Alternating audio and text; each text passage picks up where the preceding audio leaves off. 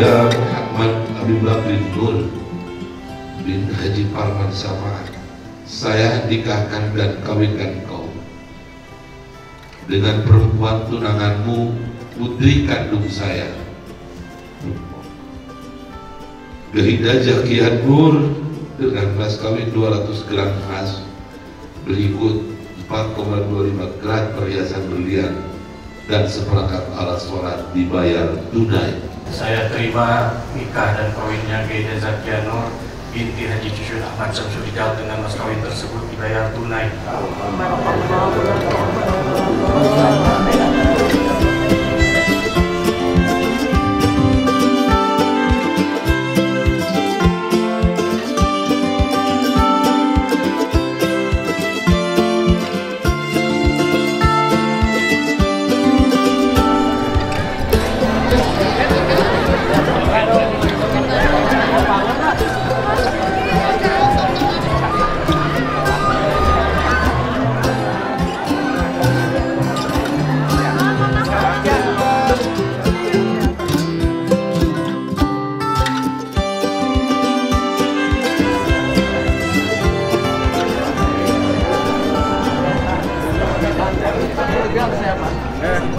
Oh iya, kalau udah siap kerja dulu kearifan lokal.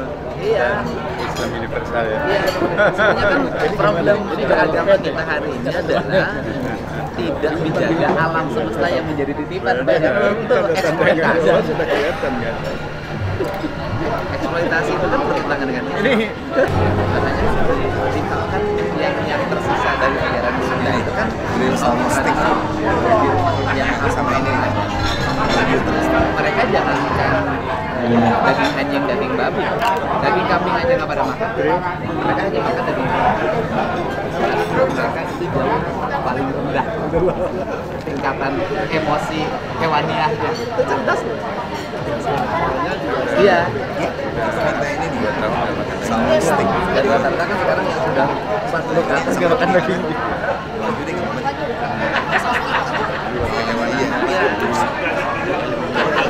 Bagaimana nafsu kehewanan? Dan itu juga berhubungan dengan alam ya, karena lingkungan alam itu kan perlu daging yang cukup karena suhu udaranya berat. Kalau alam di kita itu nggak perlu daging yang cukup. Oh iya, daging banyak. Iya. Kita malah perlu banyak serat. Nah yang dimaksud itu adalah saya ngomong di podcast Faisal Akbar itu yang halal haram itu yang saya maksud. Kita sibuk hanya pada daging babi saja, tapi misalnya kadar garam yang lebih tidak dianggap haram. Makanya kadar lemak yang lebih dan pewarna yang mematikan. Terminologinya itu toyiban itu ya. Nah, toyiban. Taiban mubarak. Nah, Mubarak kan. Halalan Taiban mubarak. Sama. Padahal yang hari ini yang menjadi ancaman kita kalau daging babi orang udah nggak makan lah secara. Ancaman kita tuh zat pewarna yang berlebihan, kadar gula yang berlebihan. Sekarang sesuatu yang berlebihan. Wala tusrifu. Jangan menjadikan alam ini sebagai objek. Pesan ya? Enggak. Tapi harus dianggap sebagai Sekarang efek Aku Salman, Mas. bupatinya mulai menata lingkungan supaya dibenahi. Bagus. Pak, di Bandung apa tuh? Buat warga Jabar, hari ini saya bertemu dengan Menteri Idola kita, Bapak Menteri Agama, sederhana, konsisten, penuh dengan perubahan. sama dengan beliaunya. Pak Gubernur kita ini sudah jauh sebelum gubernur kita sudah membaca tanda-tanda ke depan. Iya, kemudian mengajarkan agama menjadi tata kelola keuangan yang baik, terencana, akuntabel, outcome serta benefitnya jelas. Ini Pak Menteri ini contoh bagi pengelolaan negara yang baik. Di belakangnya ada Gugun tuh. Enggak lah, itu binaan saya sejak bupati dulu.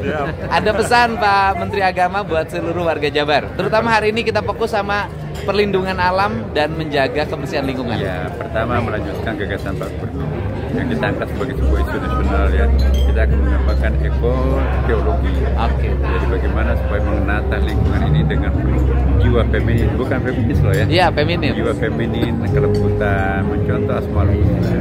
Insya Allah pasti berkah. Siap. Terima kasih Pak Menteri, sehat selalu, menebar kebaikan untuk semua. Terima kasih.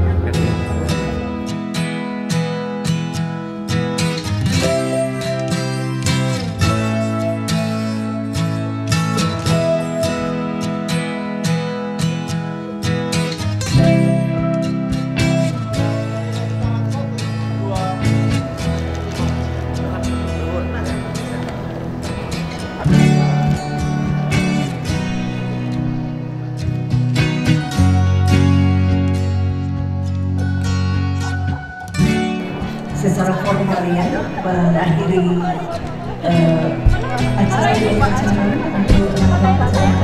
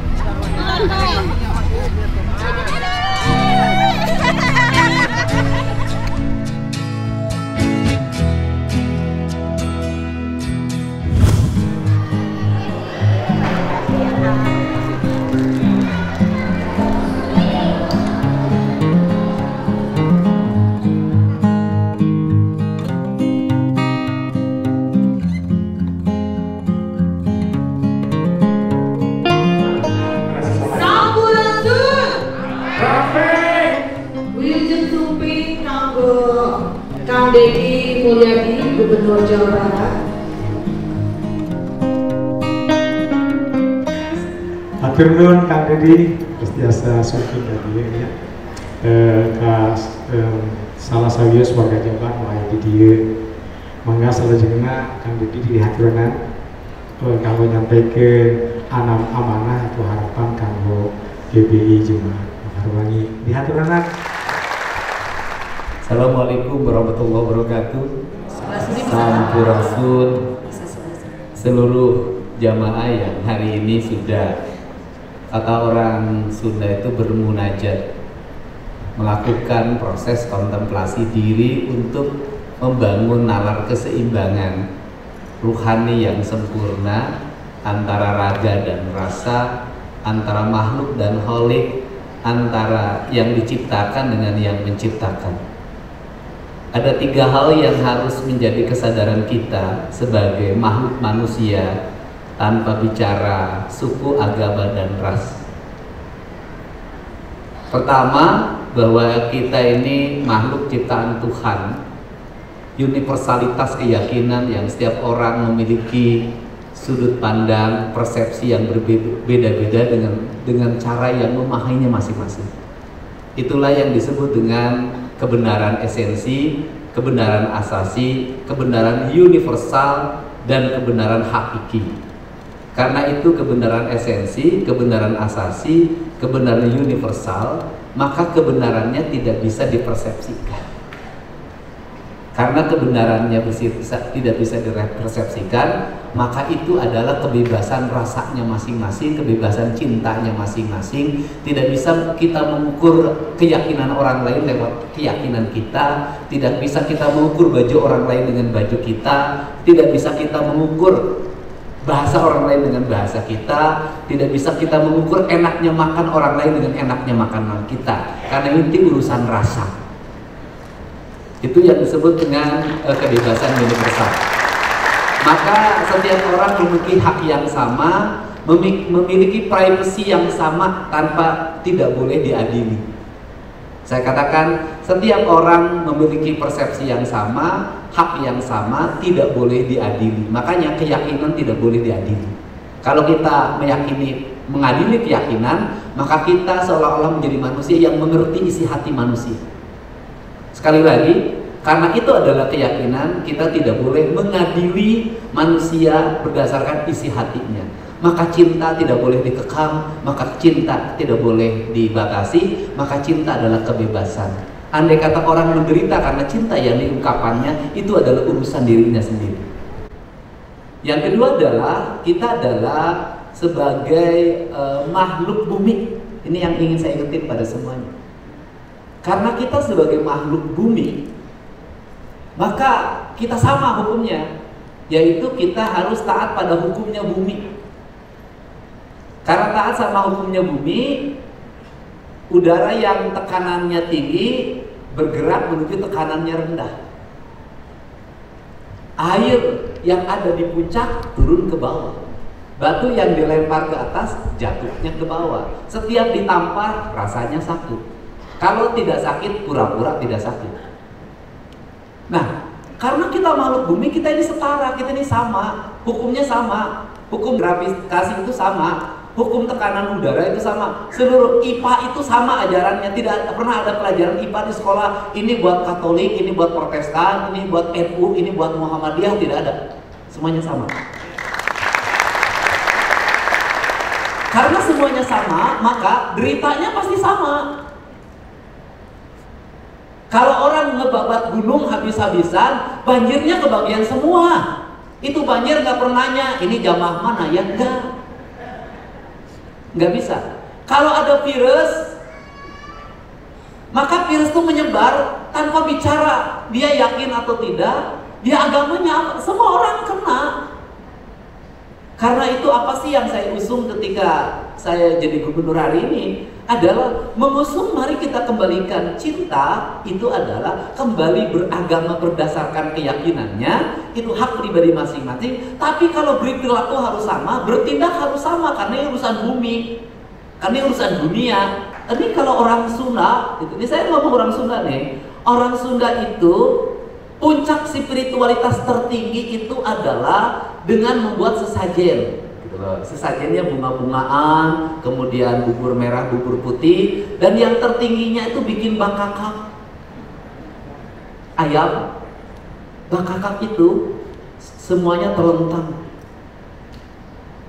Dia menyerah dengan seluruh pasal, seluruh jiwa raganya, tanpa ada sedikit pun dalam dirinya rasa takut, rasa nyeri, rasa apapun. Itulah pengorbanan yang tertinggi. Jadi pengorbanan manusia yang tertinggi adalah ketika dalam dirinya sudah pasrah. Itu kan pasrah. Orang Islam juga pasrah gitu loh. Jadi orang yang pasrah itu sudah, kata orang Sunda begini, nih nanti bisa ditafsirkan. Perasaan nggak ada tafsir itu. Hirup ukur sasampuran, awak ukur sasampayan, sariring-riring dumandi, sarengkak, saparipola, sadaying, sadaya, kersaning Allah. Jadi karena kersaning Allah, ya sudah kita totalitas aja. Manusia yang tertinggi derajatnya adalah ketika manusia sampai pada puncak kesulitan yang tidak bisa diselesaikan, maka jalan terakhir adalah dia berserah. Dan orang suka salah tafsir, orang yang berserah itu kalah. Awas ya, ulah beleguk ya. Ketika melihat lawannya itu sudah nyangakeun sadaya-daya beuheung teu-teukeun dikorok-gorokeun suku benteng kelokeun eles ya ku aing. Beleguk sia-sia nu eta.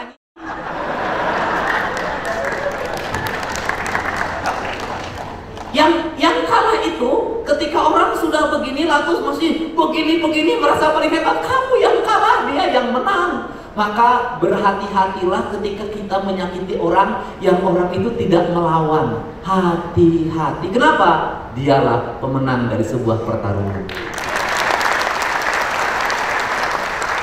Hari itu memang seperti dia tersakiti, hari itu dia kalah. Tapi ingat, seluruh semesta menyaksikannya dengan penuh cinta dan rasa.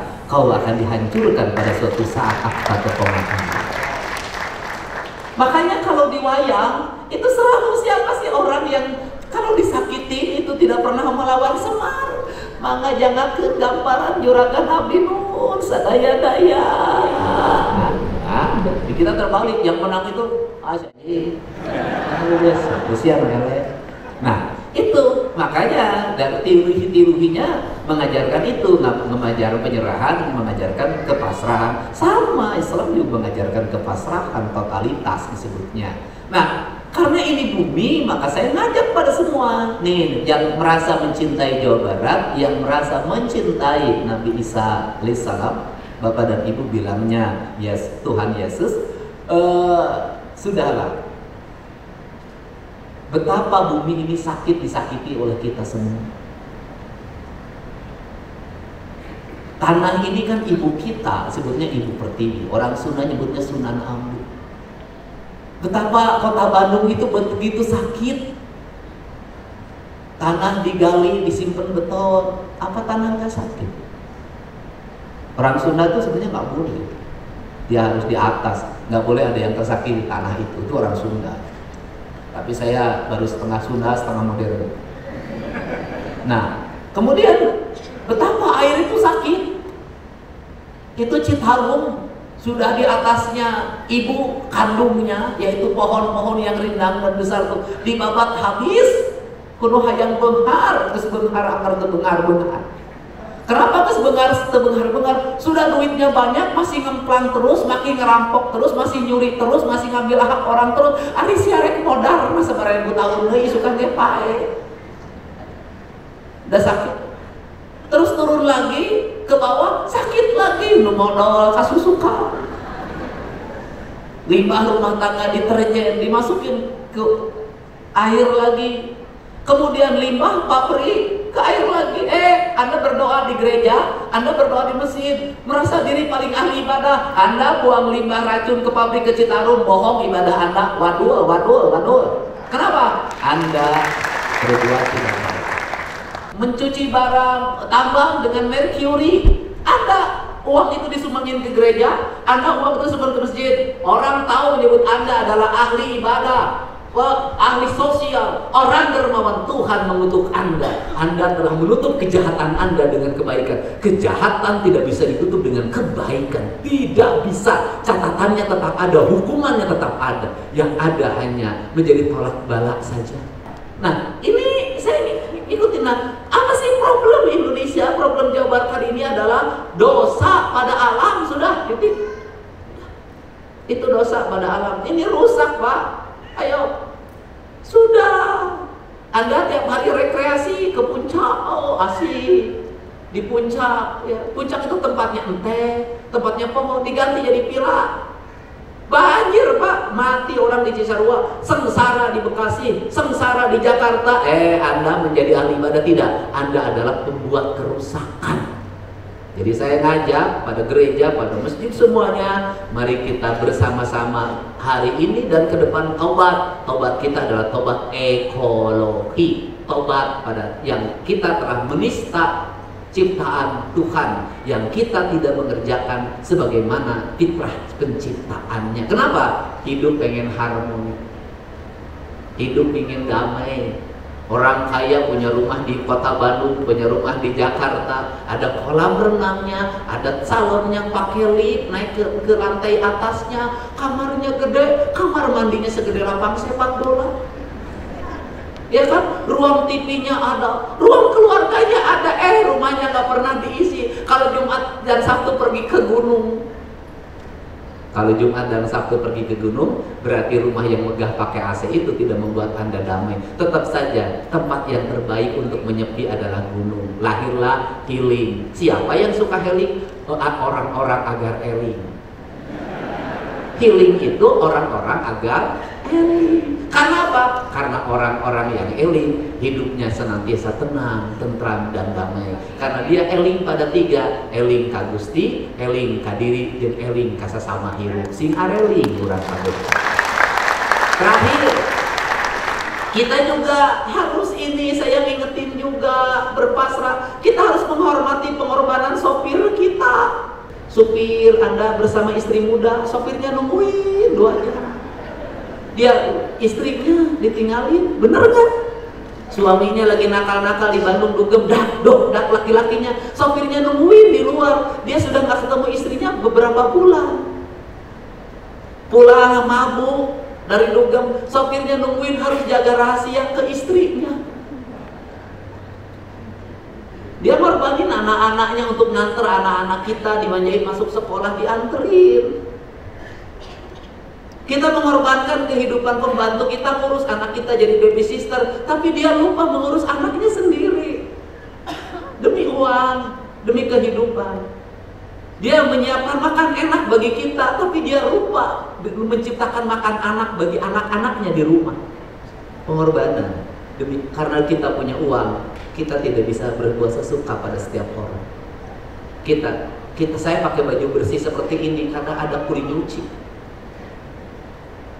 Saya bisa bersisi rapi karena ada tukang cukur. Saya di rumah ke rumah bisa bersih karena ada tukang sapu. Saya bisa tidur nyenyak karena ada yang jaga di rumahnya, ada security.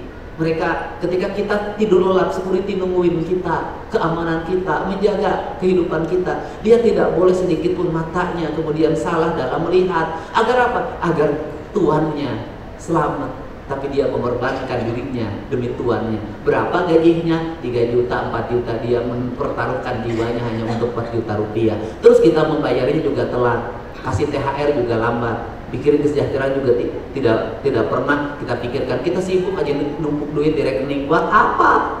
Saya yakin jamaah di sini adalah jamaah yang baik-baik terhadap para pembantunya, para asisten pembantunya, security-nya, pada siapa? Nah, kalau seluruh jamaah dimanapun sudah ngajarin ini, sudah deh. Jawa Barat gemah ripah, repeh rapi, subur makmur. Udah hidup ini damai, tenang, tentram. Wajahnya tenang kayak wajah saya walaupun hidup tanpa istri.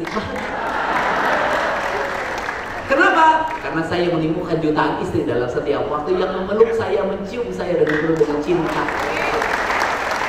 Anak emak, nah itu nini unggul lah ini.